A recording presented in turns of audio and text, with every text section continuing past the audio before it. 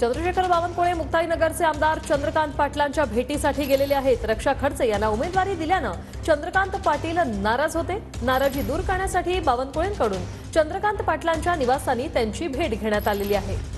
रवी गोरे आमचे प्रतिनिधी फोन लाईनवरून जोडलेत। रवी, काय सविस्तर माहिती?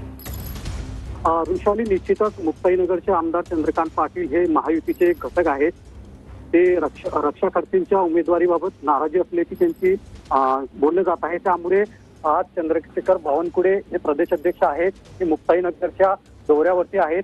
महत्वपूर्ण बैठक आज भाजपची पार पडली। त्याच पार्श्वभूमीवर बैठक संपल्यानंतर बावनकुळे जे आहेत ते मुक्ताईनगरचे आमदार चंद्रकांत पाटील यांच्या निवासस्थानी भेट घेत आहेत आणि त्यांच्या निवासस्थानी सध्या त्यांची बैठक सुरू आहे। त्यांची नाराजी दूर करण्याचा प्रयत्न, मुक्ताईनगरच्या आमदारांचा नाराजी दूर करण्याचा प्रयत्न बावनकुळेंकडून केला जात आहे।